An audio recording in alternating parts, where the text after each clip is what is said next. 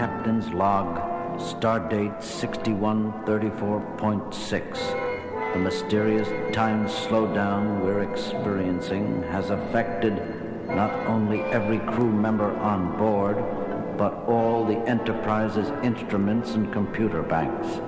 It's as if time itself were winding down, and us with it.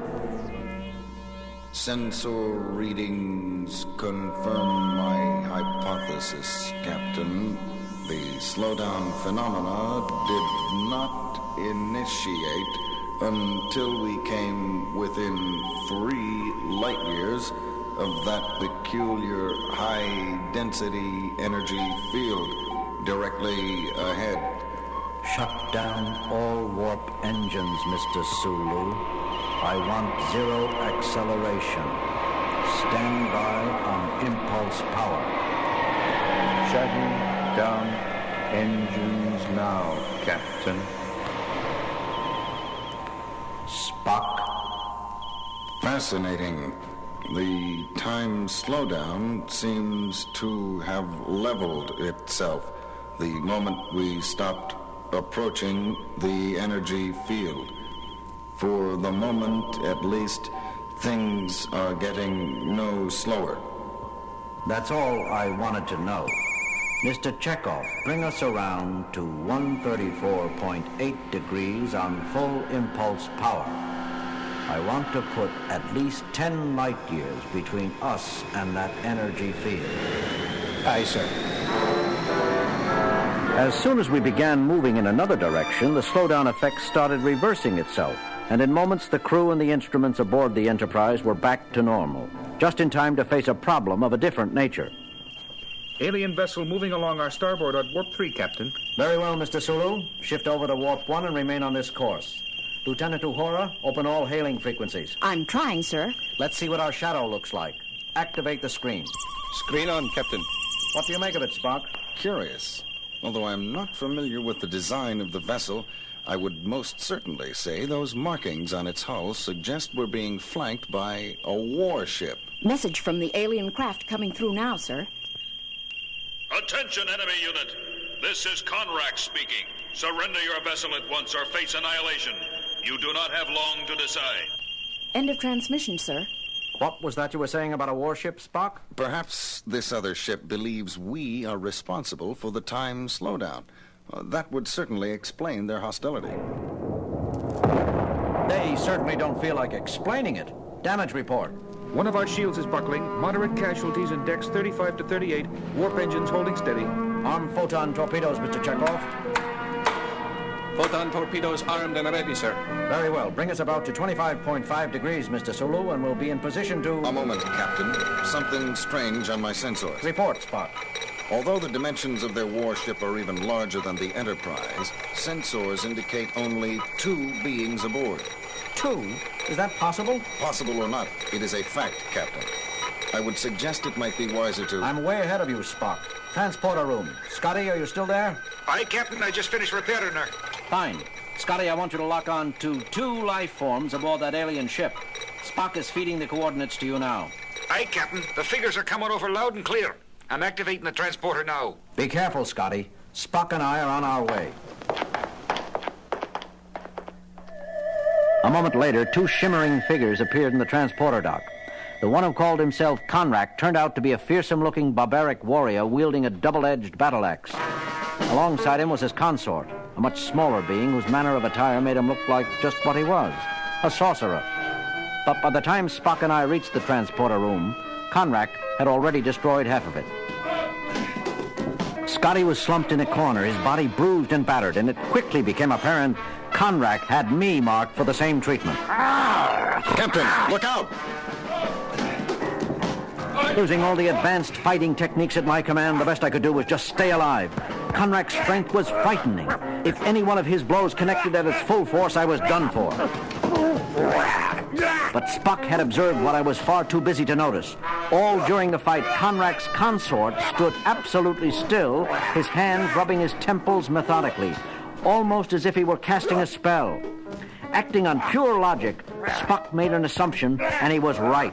Suddenly, the course of the battle changed. Conrac's unbelievable strength was quickly reduced to the level of a normal man. Now I had the advantage and the superior fighting skills. Enough! You have done the impossible. You have beaten me, Captain Kirk. Not so impossible, actually. I simply applied a Vulcan nerve pinch to your consort and caused him to pass out. Spock, I suppose I should say thank you, but I don't understand. Everything didn't become clear until we gathered in sickbay a few minutes later, and Dr. McCoy finished examining our pair of invaders. You want to repeat what you just said, Bones? It was very simple, Jim.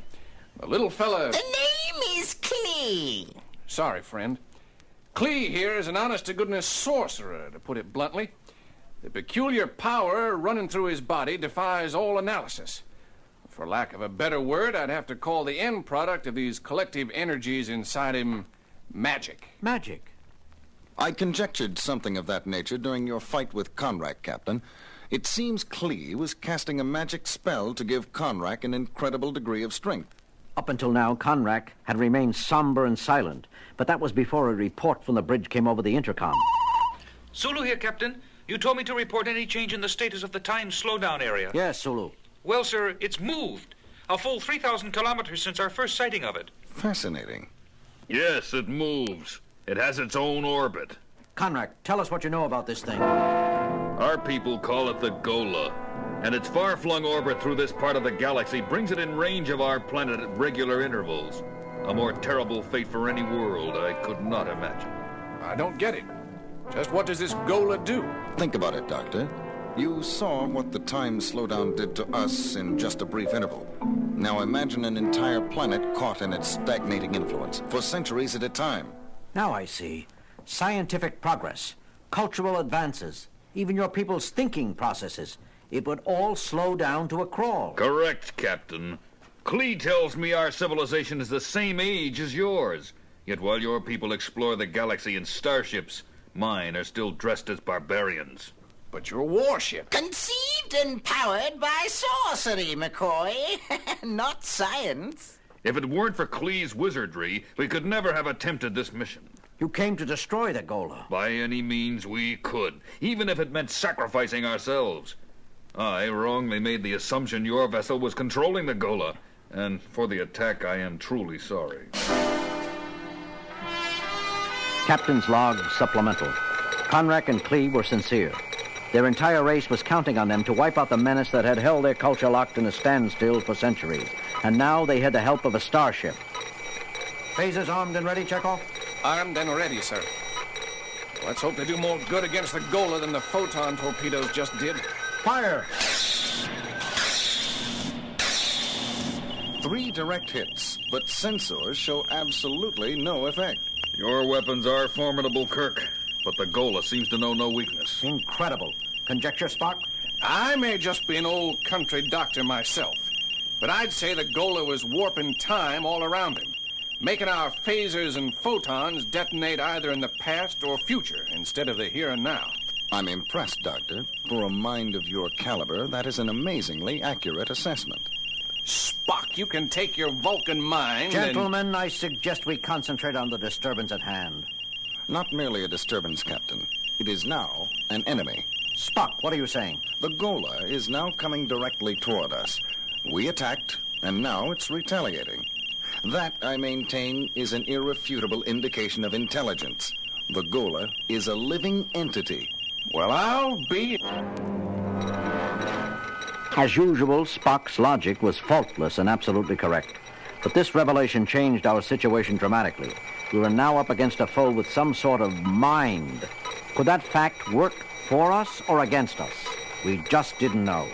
But Spock and Clee were up to something, finally coming out of a huddle at the far end of the bridge. Captain, Clee and I have conceived a possible means of combating this creature. Through its mind, Captain Kirk. Spock says he can electronically transmit mental energy into space through your sensors. But even if that's true, Spock, how could any of our minds possibly be a match for anything so vast and limitless? A point well taken, Doctor. But a single mind is not the ammunition we're speaking of. Spock thinks our one chance is to attack the Gola not with an individual, but a whole culture. Explain, Spock. A composite burst of mental energy, Captain, composed of all the minds of every member of Klee's race down through the ages. The melding of millions of minds into one concentrated channel. Spock, you're space happy if you believe that's even conceivable, let alone possible. On the contrary, Doctor, it may be impossible in terms of science, but we're not talking about using science here. Magic. Exactly, Captain. I've already shown Clee how to use our computer banks as a storehouse for the millions of mental images he will be conjuring up. I suggest we back away from my consort now and give him room. Conrack was accustomed to seeing Klee's wizardry, but we were not. As his magic drew upon the mind streams of millions of his ancestors, the rest of us stood back in awe. It's fantastic, Spock. I would never have thought such a thing possible. Just how old is your culture, Conrack? How much further does Klee's magic have to reach? The exact date of our origin is unknown. We do know our oldest ancestors came from a far-off planet many eons ago, a planet called Earth. All of us share the same look of amazement. Earth, he said. Could Conrack and Clee be from our very own planet? Before we could explore the topic further, however... The Gola is still advancing and closing fast, sir. Clee! He's ready, Captain. The counterattack will begin now. Clee's hands were gripped around the terminals of the sensor panel. His entire body was surrounded by a shimmering aura as he transmitted an incalculable energy charge through space, composed of millions of separate mental bursts, the sum total force of Klee's entire culture down through the ages. Report, Sulu. The Gola's charge is slowing, but it isn't stopping him, sir. He's still coming. In heaven's name, it's not enough. It's just not enough. I am afraid our race was not old enough, Captain. Our culture's history has not amassed enough mind power to overcome the Gola's sheer mental strength. Spock! What the blazes is he doing? He's grabbing the terminals of the sensor panel. He is glowing with the same shimmering aura that enveloped Clee. Oh, my God. I understand. We all did. Spock was picking up where Clee left off, using what was left of the magic spell to force feed his culture into the senses. I admire your first officer's courage, Kirk, but how can he hope to succeed where my consort failed? The Vulcan race is one of the oldest in the galaxy, Conrack. Odds are it's far older than your race or ours. That's right, now that I think of it. Vulcan history goes back so far, Spock will have billions of more mind streams to draw from. Look, I think Spock's reached his limit. He must stop. Too much mental energy will kill him. Then it happened. All at once, Spock released the sum total of Vulcan mental energy amassed through millions of years, transmitted through our sensors in one massive charge. And although the invisible charge did not show up on our screens, the result did. Look! Spock's done it! The Gola is backing away! It's trying to flee, but it's slowing down! I believe that last energy burst paralyzed it. That is correct, Conrack. Spock, you're all right? Somewhat exhausted, but feeling satisfactory, Captain. And you, Clee? I'm fine. Now that I know we've finally beaten the scourge of our race. Now that we've got the Gola where we want it, what do we do with the blasted thing? I am addressing that problem at this very moment, Doctor. Explain, Spock. In transmitting that mental burst to the Gola, I came in contact with its mental center, Captain. What we would call its mind. I have just completed a circuit that will allow all of us to hear what it is thinking at this moment. Incredible. I never could have guessed such a thing. Spock, that sounds like the crying of a baby. Very astute, Doctor. Gentlemen, Gola is a mere infant. Not a baby in the human sense of the word, but a baby nevertheless.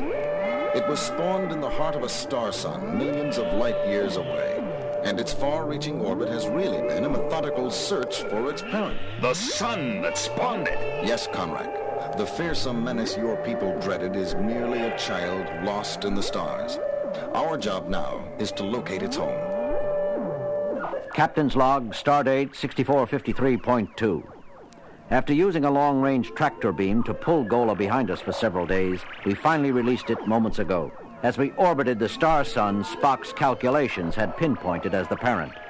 All of us watched the screen in eager anticipation. Instruments show the Gola is now stationary in the core of the star sun, Captain. Thank you, Mr. Sulu. I think it's safe to say the baby is home. Well, Spock, I've got to hand it to you. As a galactic babysitter, you're not half bad. See you all later. Spock, about Conrack and Clee, something bothers me. Captain, we returned them to their home planet. With Gola gone, they'll begin to progress normally now. I don't see a problem. That part about them coming from a planet called Earth, I can't help wondering if it was our Earth. But there are no historical records of an ancient civilization vanishing from Earth that long ago. Curious. When I took over from Clee at the sensors, I picked up brief mental images of his very first ancestors. They were evacuating a sinking continent in spaceships. Spock! Tell me, Captain, isn't there an old Earth legend about a civilization that sank beneath the sea called Atlantis? Atlantis? Mr. Spock, would you be surprised if you just solved one of the greatest mysteries on Earth of all time? Surprised? Hardly, Captain. Somewhat pleased, perhaps. Spock, never mind.